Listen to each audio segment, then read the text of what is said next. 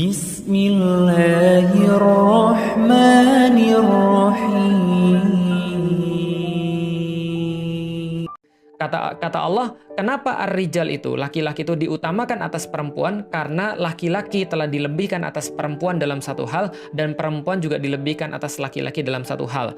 Maka bisa jadi ketika dalam urusan-urusan tertentu, laki-laki menjadi pemimpinnya, dalam urusan-urusan yang lain, perempuan yang menentukan.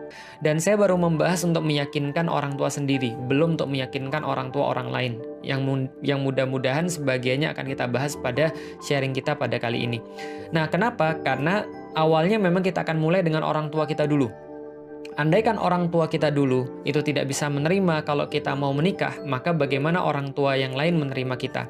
Kalau seorang laki-laki tidak mampu meyakinkan bapaknya sendiri, bagaimana dia bisa meyakinkan bapaknya orang lain? Nah, itu adalah sederhana pemikirannya. Maka kita sudah bahas ketika berkaitan dengan laki-laki, maka seorang laki-laki harus menunjukkan apapun yang bisa diperbuat oleh ayahnya, maka dia bisa melakukannya. Tanggung jawab, kecerdasan emosional, caranya untuk mengatur harta, dan segala macamnya. Dan itu belum saya bahas kemarin. Yang sedikit akan saya bahas juga berkaitan dengan perempuan. Jadi maksudnya teman-teman sekalian, di dalam Islam itu bukan berarti harta tidak diperhatikan. Kadangkala saya melihat banyak orang yang tidak terlalu membahas atau kurang tepat membahas tentang pernikahan bahwa seolah-olah harta itu tidak penting. Harta itu penting walaupun bukan segala-galanya. Betul, ketika di dalam pernikahan, itu yang harus kita utamakan terlebih dahulu adalah perspektif dalam menikah. Untuk apa sih kita sebenarnya menikah? Tapi kita juga harus memperhatikan harta, harus memperhatikan fisik.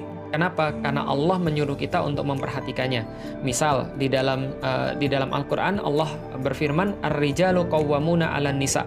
Sesungguhnya laki-laki itu adalah qawwamnya perempuan. Qawwam ini bukan hanya memimpin, bukan hanya menjadi terdepan, tapi qawwam ini juga artinya pensupport, sebagaimana satu pasak yang mensupport tiang, atau sebagaimana satu tiang yang dijadikan sebagai tempat sandaran. Ini yang dinamakan dengan qawwam. Qawwam artinya adalah tidak henti-hentinya memberikan support, tidak henti-hentinya memberikan dukungan. Kalau seandainya seseorang tuh mau untuk bersandar, dia harus bersandar pada satu tiang yang kuat, dia harus bersandar pada satu tiang yang nggak boleh jatuh. Maka itulah yang dimaksud dengan qawwam bagi laki-laki. Jadi laki-laki bukan hanya pemimpin bagi wanita, bukan hanya dia mengarahkan wanita, tapi dia menjadi sandaran bagi wanita, dia menjadi tempat untuk berharap bagi wanita, dia yang melindungi wanita, dia yang kemudian menjaga, mengayomi, memberikan ketentraman bagi wanita. Karena ar-rijalu qawwamuna 'alan nisa bima fadallallahu ba'dahum 'alal ba'd. Kata Allah, kenapa ar-rijal itu, laki-laki itu diutamakan atas perempuan? Karena laki-laki telah dilebihkan atas perempuan dalam satu hal, dan perempuan juga dilebihkan atas laki-laki dalam satu hal.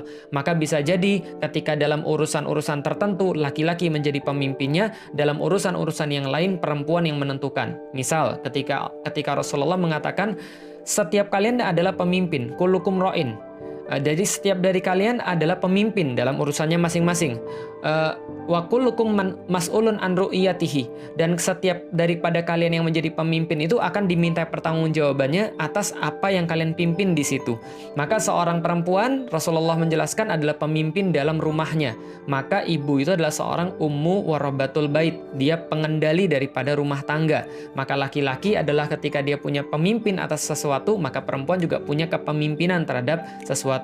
Nah, ketika Allah jelaskan laki-laki adalah supportnya perempuan, adalah pemimpinnya perempuan, adalah pengarahnya daripada perempuan dalam satu titik, karena dia telah dilebihkan dalam satu titik dan perempuan dilebihkan dalam hal yang lain. Lalu Allah katakan, wa bima anfaqu min amwalihim, dan karena laki-laki itu sudah mengeluarkan sesuatu daripada hartanya.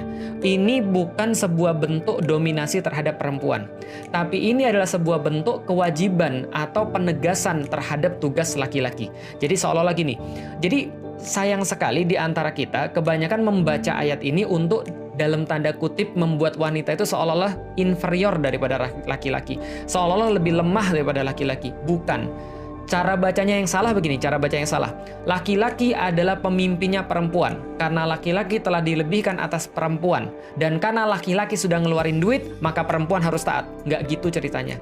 Nggak gitu cara bacanya. Tapi yang dimaksud dengan ar-rijalu qawwamuna 'alan nisa, seorang laki-laki dia adalah penjaga, pelindungnya perempuan, memberi kenyamanan pada perempuan, tempat bersandarnya perempuan, tempat dia untuk mengandalkan sesuatu. Andaikan dunia runtuh, kalau seandainya laki-lakinya tetap di situ, dia merasa bahwa dia kuat.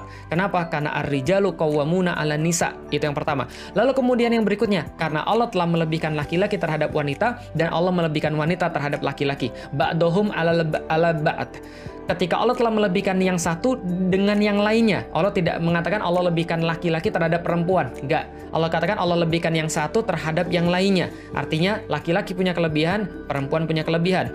Wa bima anfaqu min amwalihim. Dan terhadap apapun yang telah diberikan oleh laki-laki terhadap perempuan, maksudnya adalah dan karena laki-laki itu wajib untuk memenuhi segala sesuatu yang berkaitan dengan harta dan itu bukan tugas perempuan. Paham ya? Jadi ini cuma pembagian tugas aja. Ini cuma penjelasan pembagian tugas. Bagi laki-laki kalau Anda mau menikah, Anda sudah harus untuk menjadi seorang qawwam. Anda sudah harus menjadi sesuatu yang lebih dalam hal-hal tertentu. Dalam hal emosional, dalam hal kemudian agama bisa jadi, atau misalnya dalam hal pengurusan rumah tangga, dalam urusan-urusan yang berkaitan dengan hal-hal yang kasar maksudnya. Dan kemudian dia sudah bisa untuk memberikan nafkah bagi istrinya. Nafkah bagi istrinya bukan dibatasi dengan dalam tanda kutip, contoh misalnya harus punya duit 10 juta per bulan istrinya, atau 20 juta per bulan, bukan. Tapi menafkahi itu adalah memberikan apapun yang menjadi kecukupan buat istrinya, yang nanti kapan-kapan akan kita bahas dalam fase pernikahan. Tapi ini belum fase ke sana.